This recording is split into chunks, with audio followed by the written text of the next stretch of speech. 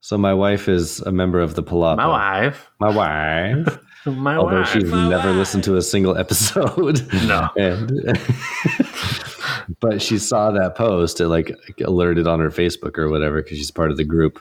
And she was like, "Did you tell the story of me puking on the bus?" No. I was like, "Yeah, I did." Yeah, I kind of did. And then she listened to it. She was like, "Okay, that wasn't that bad. It's fine."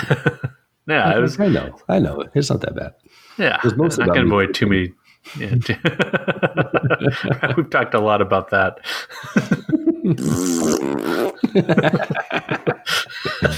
Still funny. Alrighty, well, I think I'm good here. I got my glass of red. All right. I'm not drinking anything right now. Last time I drank a White Claw, it gave me a headache the next day. No. It did. I had like a mini hangover from a White Claw. One White Claw gave you a hangover. It was, yeah, I'm not proud to say that. I won't tell anybody. Right. We won't put that on the episode, the cold open. When I was little, we found a man. He looked like butchered. The old women in the village crossed themselves and whispered crazy things, strange things. El diablo cazador de hombres. Only in the hottest years this happens.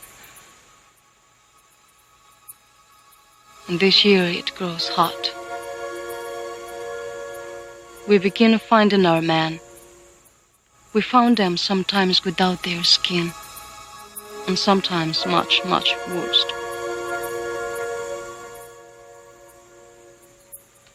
El que hace trofeos de los hombres means the demon who makes trophies of man.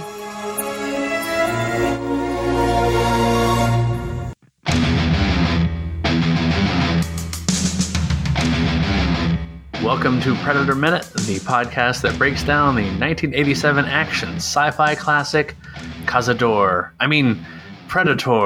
1 minute at a time. I'm John Zabriskie. And I'm Jeff Glover. Haha, El Diablo. El Diablo. Welcome and bienvenidos. Well, I'm mixing up all my languages today. Yeah. So, we're talking minute 65 of Predator. Minute 65 opens with Mac.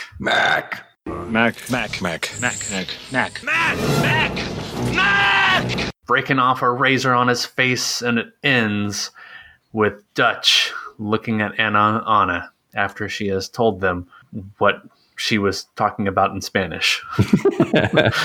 Did you notice that when this minute ends, like the music ramps up perfectly to the rack focus on Dutch, and then the minute ends like kind of perfectly? Yeah, it is great. It's as if like this is when the next commercial break is supposed to happen, or it's the commercial break moment. That's exactly right. Yeah, I really enjoy how sometimes these minutes just end like on a nice break. Like it's time to move on to the next thing. She said her piece. He's given her the look, huh? Mm-hmm. And now it's time for some action. But before we get there, let's talk the first part of the minute, the first 7 or so seconds. What's happening here, Jeff? Ooh, well, carry over from last minute. We got Mac is still Mac digging that razor into his face so hard that it snaps. And then he just looks over at Dylan, who continues to stare at Mac. And that's the end. And I really thought there'd be a little more blood here on his face. Yeah, me too. The way they are starting to sell it with like in the previous minute with the razor pressing down and the blood starting to kind of ooze out of the razor, I thought this is going to be like a good welt of blood right there. But no, it's kind of little. Yeah, I'm also surprised because like if I cut myself shaving, it'll be like the tiniest nick. And it just looks like a goddamn horror movie in my bathroom. There's like blood on the sink, on the mirror, all over the razor. All over that toilet paper where you're trying to like blot it off. I got like 3 squares of toilet paper like stuck to my face. That's what the rest of this movie needs with Mac. It needs like that dressing that Blaine has on his arm after he's shot by a bullet. And it's what he needs on his face. Just All the rest of the scenes have a half piece of toilet paper stuck to Mac's cheek. Have me some fun. The Predator's like, whoa, like that guy did some damage. Something took him out first before I got him. Like, shaving accident. I mean, you press so hard, the thing snaps. Yeah. Have you ever done that? Have you ever pressed so hard on one of those cheap Bic razors that it breaks? No. With those cheap Bic razors, I'm always trying to be as gentle as possible so it doesn't, rip the hair out from the pores of my face with its single blade. And why is the razor bright blue? Come on, Mac. If you're going to shave in the jungle, have a military green. Well, that's so that we could sell it later in a prepackaged novelty toy. Right, on Forces of Darkness. I'm also surprised here by the lack of emotion shown on Dylan's face. Dylan. He just sort of this is odd behavior first for him to be shaving, period. Two, he's shoving this thing into his cheek hard enough to draw blood. And Mac is looking at him, Dylan's looking at him just like, I don't know, like he's just twiddling his thumbs or something. Yeah, it's almost like he's just kind of looking at him for the sake of looking at him. Just like, well, there's nothing else to look at. I'm just going to look at Mac shaving. Look at Mac. It's like TV. Mac. Look at Mac dig this razor into his jowl.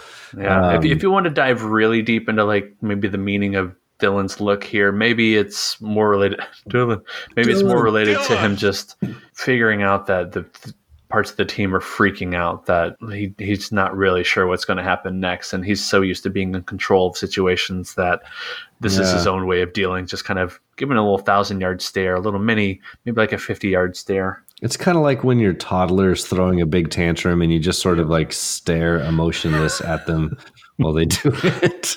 Can't wait till bedtime. You should react more swiftly or react more emotionally, but at a certain point, you don't have anything left.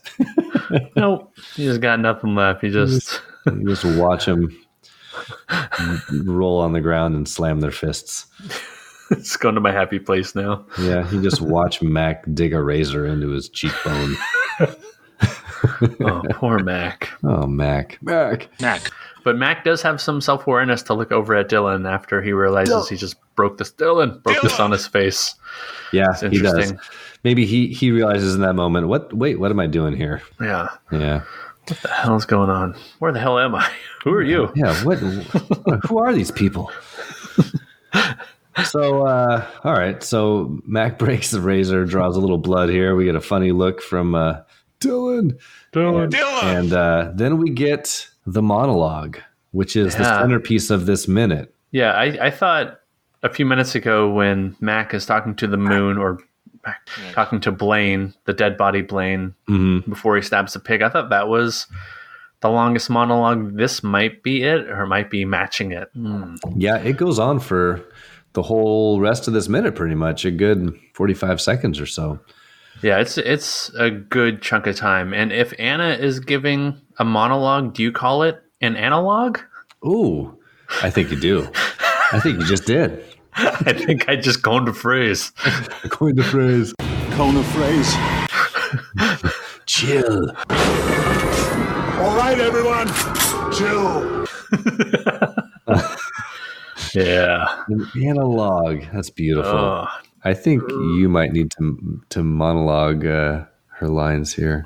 Yeah, I'll give the analog, no problem. You can play Dutch. Sweet. Because Dutch has some good silent head acting here. Which will come across nicely on the podcast. Because what you're going to do is you're going to look away until I start to say. If you notice, it's toward the end of the analog that he starts to look at her, but it's not like a snap head movement. It's very, very gradual, very slow, glacial almost. About second 35, he starts to give her that slow head turn, almost like a Michael Myers head turn, or like a Jason head turn. Like, I'm just, over the next 19 seconds or so, I'm just going to slowly turn and take in what you say. Looking at her the whole time, and she is just looking straight ahead. She's giving her own 1,000-yard stare with some blood still on her face. Wash her face, Anna. Yeah, get yourself a wet nap. Yeah, no kidding. Get Mac a wet nap too while we're at it. Oh God, yeah, he needs a couple. Oh my gosh, maybe that's a running theme in this minute. We just didn't notice it till now that people have blood on their face. What do you think it means? They keep on hurting their face. The face is like a weak part of the human. The predator's going to remember that. Go for the face now. Okay. For us going for the body. Okay. Here's a dramatic line reading of Anna's Annalogue. Ding. When I was little, we found a man. He looked like butchered. The old women in the village crossed themselves and whispered crazy things, strange things. El Diablo Cazador de Hombres. Only in the hottest years this happens. And this year, it grows hot. We begin finding our men. We found them sometimes without their skin, and sometimes much, much worse. El Cazador Trofeo de los Hombres means the demon who makes trophies of men. And scene. Na na na. Did you catch my slow turn to the camera when you finished? That was great. Yeah, the air really, I really took that in. I could tell with the air moving against the mic, like exactly where you/Dutch were coming into the frame. Excellent analog. Well, very well done. Gracias.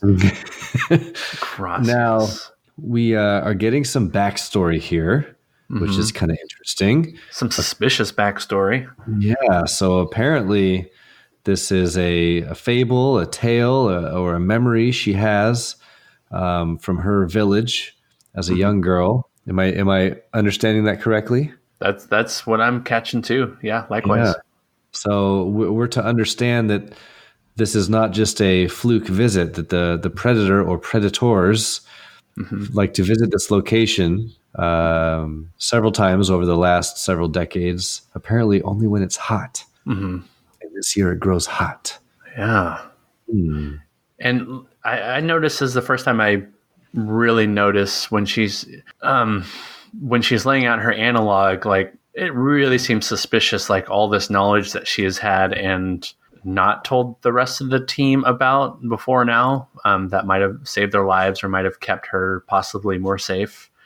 Because she says, we begin finding our men. I take that to mean we begin finding our men like just this last season, sometimes without their skin, sometimes much, much worse, as in like they as a guerrilla group have been coming across skinned bodies or much, much worse conditioned bodies because of the predator. And she is not bringing it up until just now. Oh, so you think in the second half of the analog, she's talking about the present time or recent past? Yes. When she says we begin finding our men, that's my guess. Yeah. I think that's possible. Because of her lead in here. She says only in the hottest years this happens, and this year it grows hot. Right. Then she says this year, and then she says we begin finding our men. So to me, that's bridging the gap from past to present, where they're sitting in a very ball sweaty hot summer right now. and the predator can sense that, can maybe smell that, like, ooh, smells like I need to kill off some of these demon men. Oh, it's hot as balls in this jungle. It's hot as balls. Jesus. I mean, the predator's not even wearing pants, right? The predator's wearing fishnets. Yeah, he's wearing fishnets. He's like, give me some baby powder. Jesus. I'm chafing. I need some dryness stat. I need some antiperspirant. I think that's an interesting take, and not one that I thought of when I first read through the analog. But now that you say that, I'm on board. I think that makes sense. And you're right. The way she leads into it kind of transitions from talking about the past to the present. That makes sense. So I think you're onto something. Yeah. And because this is minute by minute, I have to really nitpick her Spanish here, or this, not her Spanish, let's be honest. It's the screenwriter's Spanish. She is essentially, she's saying the demon who makes trophies of men comes from the phrase El Cazador Trofeo de los Hombres. But if you look there and you look at the previous statement where she says El Diablo Cazador de Hombres, you can kind of see where she's coming up with that meaning where it's more likely to be something along the lines of El Diablo Trofeo de los Hombres. But even then, that's like combining nouns in Spanish. It's not something that's saying that like El Cazador hace Trofeos de los Hombres. That would be more accurate, because that you're saying it's making the trophies, which would be hace, or from the hacer. And Reddit does a good job of arguing over what she's saying. And so I'm going to take this Reddit post from 7 years ago. I forget the actual person. They says, actually it translates to, so what she's saying, actually it translates to the hunter, trophy of men, because whoever wrote it in Spanish got the syntax all wrong. Probably has a very rudimentary understanding of Spanish grammar and syntax. El demonio que hace trofeos de los hombres is the correct translation for the demon who makes trophies of men. I translate for a living, by the way. So nice little dig at the end of the Redditor's expertise. Very nice. Thanks, Reddit. Yeah. Thanks, Reddit. And there wasn't even like a link to some weird porn at the end of the comment. So that's good. Oh, there was. And that was like a lot of research I did on the side just to took a couple for the team there, if you will. Okay. That's good. I'm just making sure Reddit is still Reddit. Perfect. But it was Predator theme. So, he kind of went with it. Ooh, sexy. Fishnets. A lot of bulging muscles. I think I just watched The Predator. Yeah. I think I just rewatched this movie, actually. Well, that's not porn. Wait a second. All right. So Annalogue, that's about, sorry. I was about to go on to the next thing, and I looked and scrolled down the notes, and there's no next thing. There's no next thing. That's kind of the end in terms of this minute. It's her Annalogue and Mac breaking a razor on his face.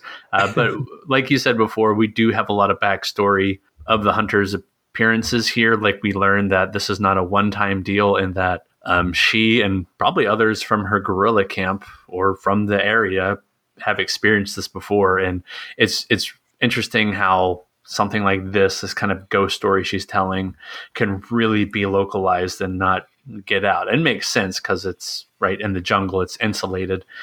So even the local people who are keeping tabs on the guerrillas are not necessarily going to know what's going on down there or what people are experiencing. And man, this would have been a great place to have like a little TV tropes of like ghost stories that they're telling about the monster in the horror movie, but I didn't have anything prepared. So maybe next minute. It is tropey, like, to have the person say, oh, there's this fable or this story from my village or my people about this thing that happened many, many years ago that, kind of echoes what's happening currently in the story or the film, right? Like, that's a thing that happens in horror movies all the time. You can even think about, like, 80s slashers movies where they talk about, 50 years ago, this person died, in this particular way. And then, of course, on a night. On just a night. Like tonight. Just like tonight. Yeah. In a balls hot summer, just like this balls hot summer. Right. So we get a little bit of that trope here. But it's not forced. And I think it works pretty well. It doesn't, you don't roll your eyes at it when it happens, because you're sort of hungry. If you're watching this film for the first time, you're hungry for information. Right? Yes. We've still only seen the Predator a couple times, really. And so to hear her give just a little bit more information, a little backstory, just give you a little something else to try to fill in what's going on. As an audience member, you're excited about it. You're eating it up. How do you think Panchito is feeling about now if he's hearing Anna on his lines? I feel like we haven't seen Pancho in a while. Yeah. I think there's a reason. I think he'd just be like the most scared person you've ever seen, just be pooping his pants right now. Yeah. He'd be standing behind her kind of going, what? Did you hear what she said? Did you hear what she said? She just said, da-da-da-da-da, da-da-da-da-da. And he'd be like pacing back and forth. He'd be the game. He's basically the game over man. Right. Game over, man. Like, what good's the chopper going to do us anyhow? Shitload of good a chopper's gonna do us in here anyhow. It's game over, man. It's game over. Right. Yeah. What we failed to mention was this pretty great rack focus right at the end of the minute. As the music cue kind of ramps up, we get this great slow rack focus right back onto Dutch's face. And Arnold's got a real nice mean mug here staring over at her. It's kind of funny. The first thing I thought of when they did that rack focus at his face is he looks like Arnold from, I don't know why I thought this, but he looks like Arnold from Total Recall. Come on, Cohagen, you got what you want. Give these people air. That just looks like a Total Recall face to me for some reason. I don't know why, but that's the first thing I thought of when it rack focused to his really still kind of scowling face. Probably because in Total Recall, he's always trying to like figure out who's duping him or who's telling the truth. It's very much that furrowed. That's it. Brow. Yeah, he's got that inquisitive face, like not quite sure if he's believing what he's hearing, but also listening and trying to puzzle it out, which is sort of his. You're right, his demeanor all through Total Recall, except when he's pulling shit out of his nose with some pliers. Good movie. Good movie. Good talk about. There you go. That movie. I would agree. Just total trying to understand what's going on, trying to process all this, and maybe trying to figure out the next step. Like hoping this works out, but maybe even doubting his own plans to thwart the Predator. Did we talk about the music at all? I feel like we mentioned the music kind of ramping up at the end. I feel like I really should bring it back around here to please do. So in the minute you hear I'm guessing is a mixture of flutes and strings to create this suspenseful sound that we've heard similar sounds when the team has been discussing the fate of Blaine and Hawkins. For example, when Dylan is saying like they did the same thing to Hopper. Hopper. What? They did the same thing to Jim Hopper. I hear kind of like a more intense version of this, but if you want to connect this to a time earlier in the minute or earlier in the movie, look way back. Minute 17 is where they find the skin bodies of Hopper. Holy mother of God.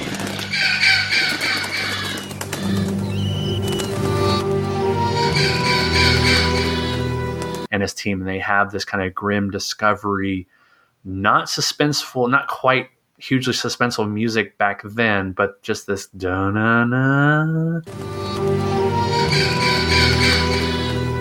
kind of music right then and there, way back when, like I said, minute 17. And this music here, I feel like matches that way back then because she's talking about the skin bodies. Just bodies. Just bodies. Just bodies. I didn't catch that throwback, but now that you say that, that makes sense. That sounds familiar. And I like that connection between the two kind of similar points in the story. Mm-hmm. So once again, Alan Silvestri and McTiernan are doing a very nice job of kind of pulling the strings on the audience as well as playing the strings of the symphony. Whoa. Hey. What I nice. Just do. Look what you just did. Mark it down. That was awesome. Put it in the paper. Put it in the paper. That's a plus on the film paper. I agree. Must be the red wine talking. red wine. Nothing going on with the John Mc commentary. He's just he's completely silent during the Annalogue, so I'm going to skip over that. The script difference is Anna, while they're waiting for the trap to be sprung, she's just having more of this kind of, not funny, but like a little bit of humor, a little bit of dark humor conversation with Dutch. Do you want to do a dramatic line read of the conversation I put in there? From the original script? Yeah, from the original script. Oh, so sure. Okay.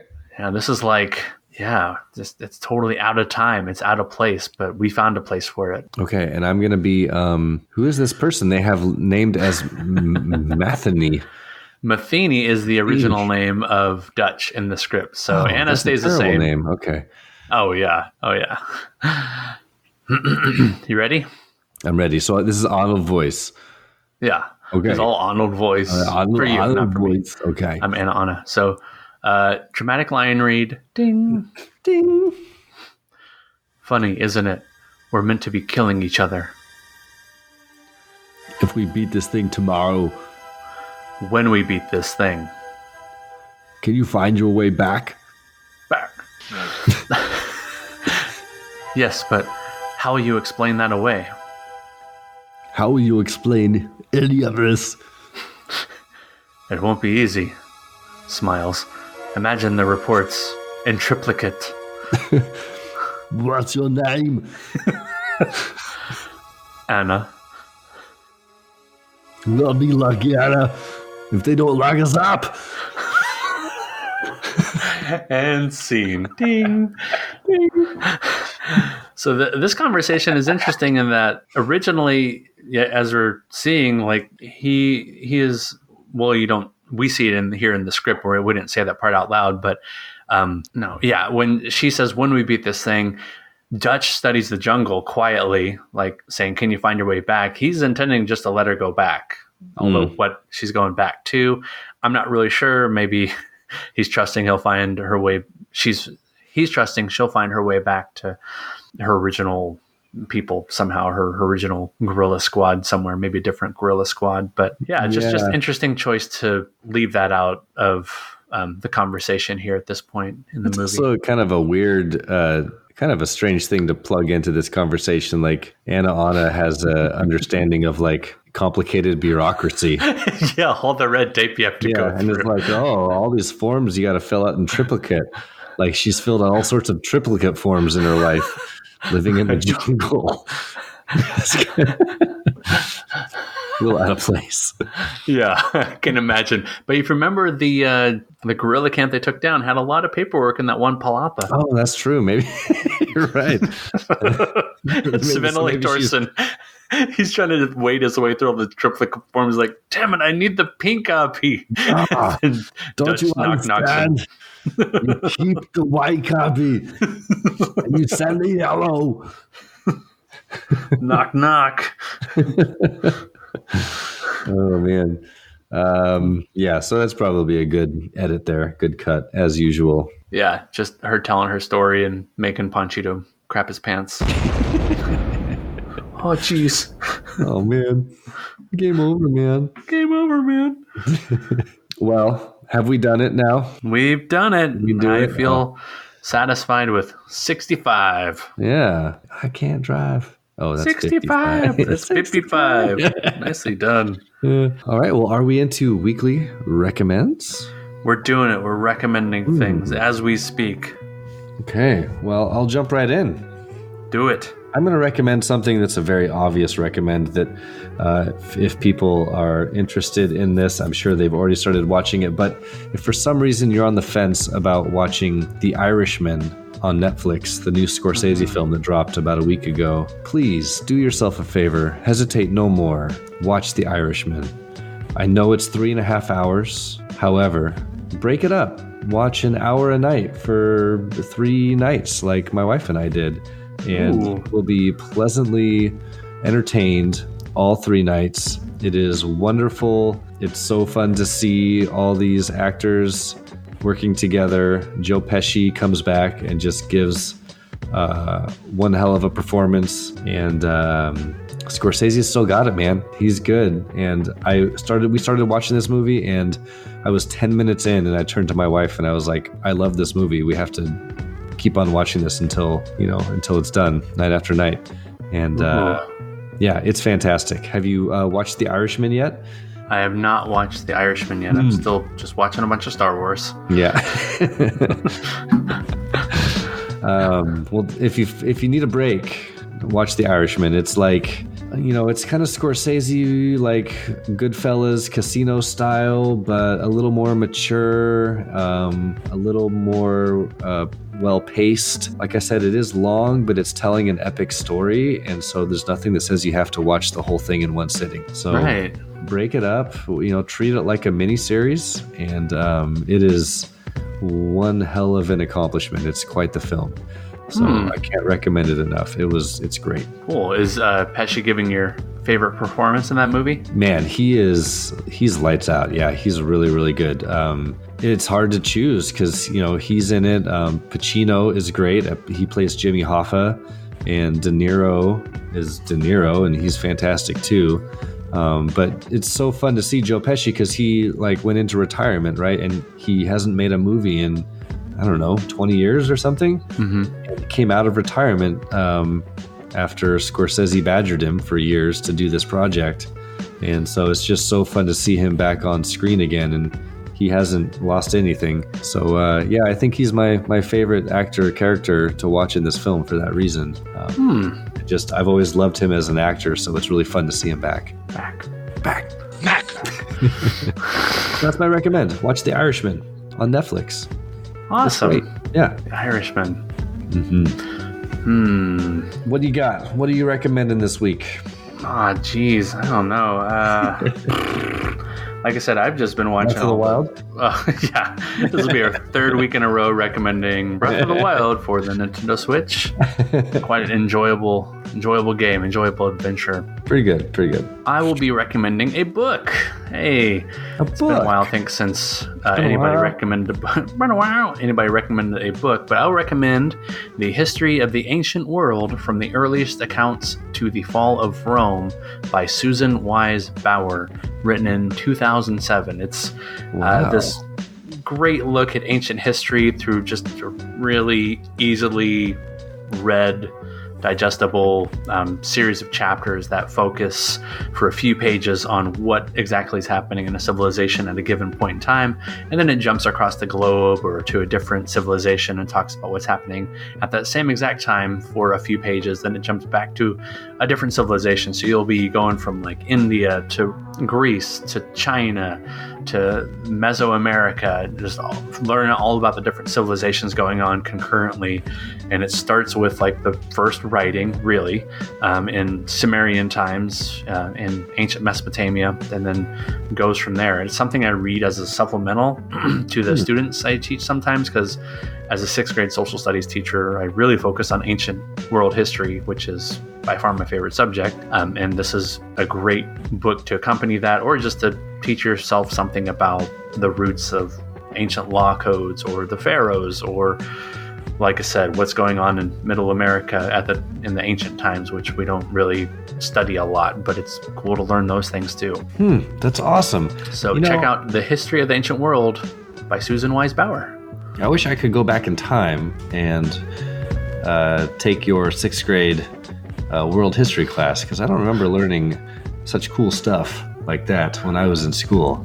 So I don't really either. Cool. I don't remember any ancient world history from school until I think maybe one high school class and then a few college classes, because I was really enthralled with it. Very nice. All right. Very academic recommend. Hey, thanks. And it's as bulky as that book kind of sounds, it is definitely written at my kind of speed, where I just don't have a lot of time, so I can read a little section for a few minutes a day, and I feel like I've learned something. And it's also Susan Wise Bauer will put occasional little humorous bits in there too, kind of obvious things, or upon reflecting with our 2020 hindsight, then she'll point out something that they should have seen coming, possibly. Nice. So that sounds right up my alley. The bite-sized nuggets. Bite-sized nuggets. All right. So, Jeff, where can people find you around the world? Well, I'm still on the Twitter, tweeting occasionally about the Seattle Seahawks, as we are 10-2, having a unexpectedly fantastic season. So come follow me there for tweets and retweets of other Seahawks Twitter content, and occasionally some film posts and reviews and things. Although I've been a little light on the Twitter lately, I'm going to try to get back on there and post some more things. Okay. So yeah. Carl_Hungus314, Jeff Glover on the Twitter sphere. My name is Carl, ich bin expert. Awesome. And you will find Predator Minute on the Twitter sphere at Predator Minute. You can join the conversation on Facebook at the Predator Minute Listeners Palapa. Mm-hmm. A lot of good posts lately, so hop on there, say something. If you hear something, say something. That's our motto here at Predator Minute. And you can also email the show any of your favorite recommends coming up for the holidays, like we've talked about before. Give the listeners, some other ideas of what to watch or read or listen to or wear on your feet, Ultra Boost style, over the coming holidays. And for all things Predator Minute, I've been John Zabriskie. And I am Jeff Glover. I just realized I didn't give the email, did I? So the email is predatorminute@gmail.com. And until next time, stick around. Stick around. Stick around. Knock, knock. Knock, knock. I'm still filing the paperwork. It's all in triplicate. You haven't take the pink copy and I keep the yellow copy. How many fucking times do I have to say it, Todd? Nice little drip. Cheers.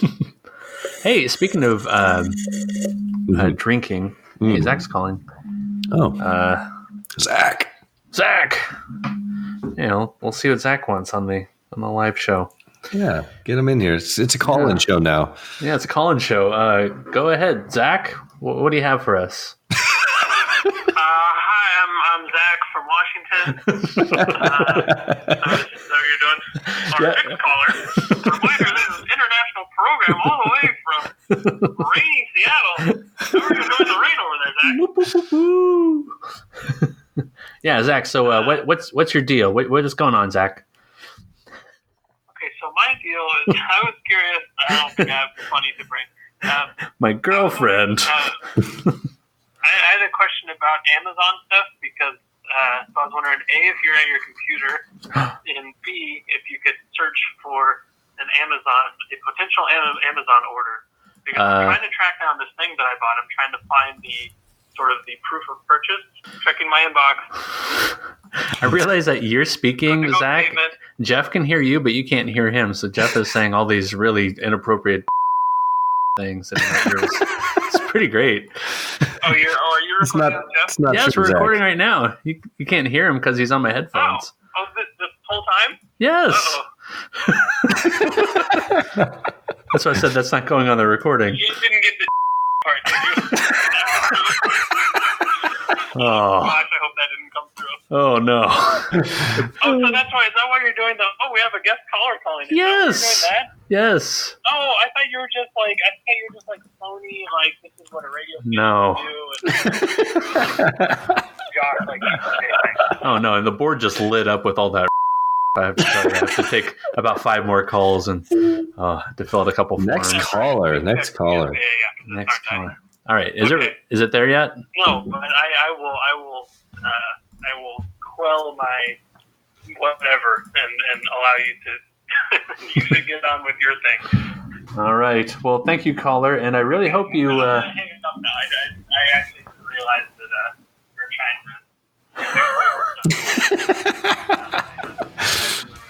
Oh no, it's all good. This is even better than talking Predator. I'm going to talk about adult diapers.